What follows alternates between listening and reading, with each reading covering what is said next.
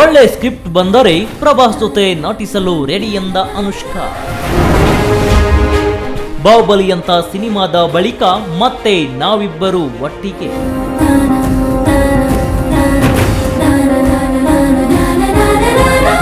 ಬಾಹುಬಲಿ ಚಿತ್ರದ ಯಶಸ್ವಿ ಜೋಡಿ ಅನುಷ್ಕಾ ಶೆಟ್ಟಿ ಹಾಗೂ ಪ್ರಭಾಸ್ ಅವರನ್ನ ಮತ್ತೆ ಯಾವಾಗ ಜೊತೆಯಾಗಿ ತೆರೆ ಮೇಲೆ ನೋಡುವುದು ಎಂಬ ಪ್ರಶ್ನೆಗೆ ಅನುಷ್ಕಾ ಉತ್ತರ ನೀಡಿದ್ದಾರೆ.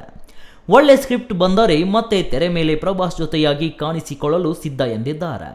ಈ ಬಗ್ಗೆ ಅವರು ಪ್ರಭಾಸ್ ಜೊತೆಗೆ ನಟಿಸಲು ನನಗೆ ಬಹಳ ಖುಷಿ ಇದೆ. ಮತ್ತೆ ಅವರ ಜೊತೆ ತೆರೆ ಹಂಚಿಕೊಳ್ಳುವ ದಿನಕ್ಕಾಗಿ ನಾನು ಎದುರು ನೋಡುತ್ತಿದ್ದೇನೆ. ಹೌದು, ಬಾಹುಬಲಿ ಅಂತ ಸಿನಿಮಾದ ಬಳಿಕ ಮತ್ತೆ ನಾವಿಬ್ಬರು ಒಟ್ಟಿಗೆ ನಟಿಸಬೇಕೆಂದರೆ ಆ ಸಿನಿಮಾ ಭಿನ್ನವಾಗಿ ವಿಶೇಷವಾಗಿರಬೇಕು.